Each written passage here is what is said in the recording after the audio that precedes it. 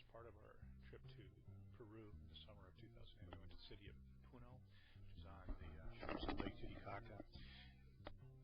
As with most of the larger communities, we entered from a high elevation and wandered down into the city. As usual, we stayed in a hostel. This one was quiet, nice, but again, there was hot water was supplied by El Sol, that is solar heat.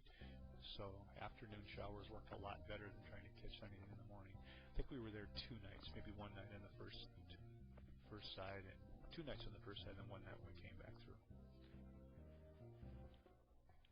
All the cities have their markets and their plaza area. Here you can see George on the left, Chris Pavlik in the middle, Chris Bruni up in front there on the right, then Mick following behind.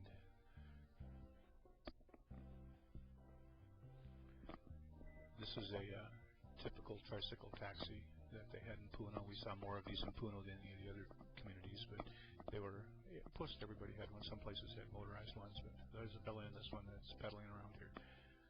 One evening, 3 of us got 3 of these taxis together, and we each got in one, and told the fella that got us to the hostel the quickest would get a little extra tip. So it was kind of a fun chase, a little dangerous, maybe a lot dangerous. This is a picture of a typical breakfast setting. It's probably too dark, I shouldn't put in here, but this one was, I guess you could use the word catered. They knew we were coming and had breakfast for us, and I had no idea what it was. Typically breakfast would be fruits and maybe some eggs, but very, very seldom. Just typically assortment of fruits for breakfast. Here we are headed to the boat that was going to take us across Lake Titicaca to the island of Tequili. I believe that's Mick in front of us there. I don't know if it's a great picture, but it is a picture of what we're up to. The town of Puno behind us there as we're headed up. I guess the direction would be south.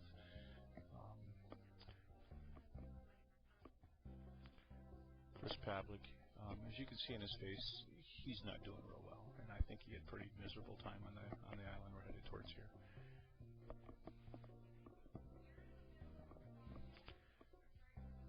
The island is about 12,000 feet in elevation, and we walked to the top. It was rather slow for me.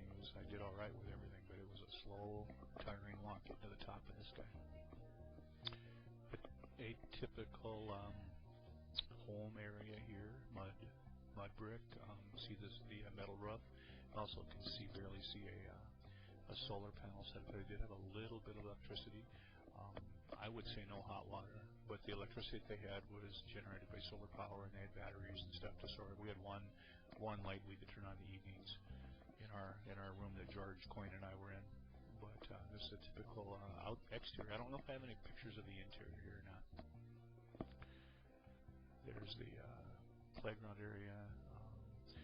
You can see Chris was always looking for a basketball court. He never really did get to play basketball with anybody, but notice it's a lot more soccer than basketball. But that was a real common setup to have the basketball hoop above the soccer hoop. Every community, from the smallest one in Urubama to Lima, every area had their own plaza area. This was a nice building that they had here in their plaza. That's Shelly and one of the ladies in our group in the foreground. But this was the official area and official buildings for the people who live on this island. Maybe a couple thousand people lived here. That might be too high. There were wooden paths like this all around the island. We did take a tour the first night we were there and did a pretty good walk up and down, but we were probably, it's high and it's hard walking. I didn't get up quite as early as I wanted to, but I did get a sunrise picture off of Lake Titicaca. That first morning that we were there, we had a demonstration of weaving skills, and they were made stuff for us, and I think I did buy a wool hat from the ladies here, but they did a demonstration for us, showed us kind of how they made stuff, and this was a picture I took of that.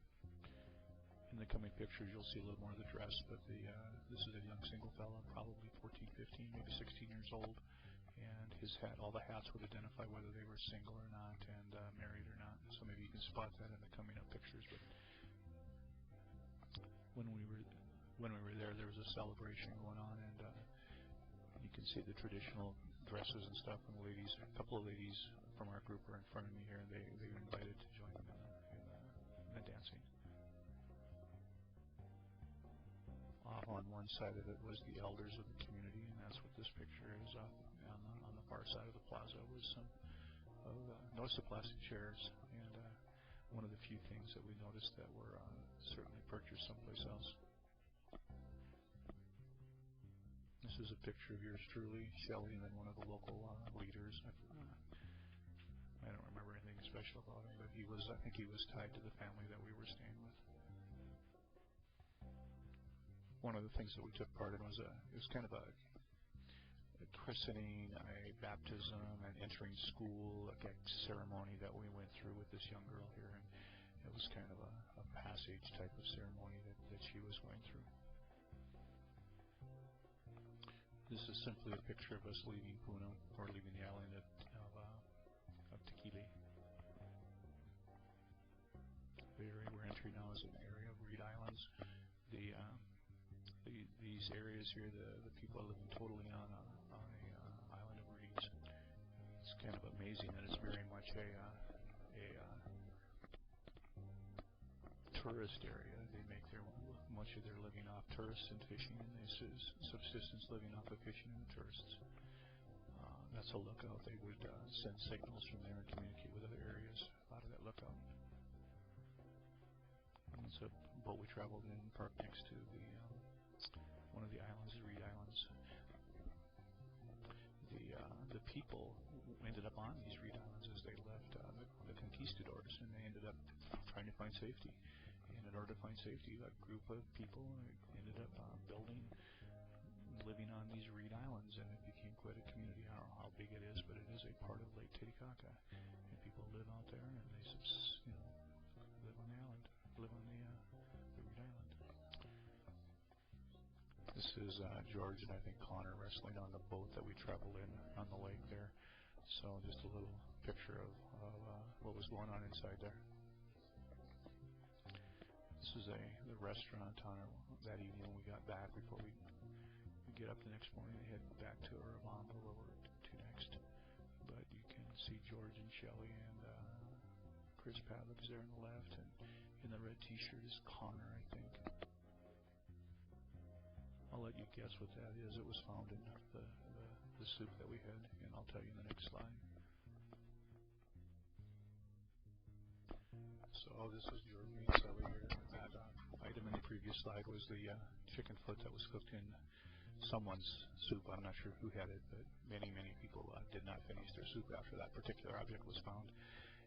Just another one of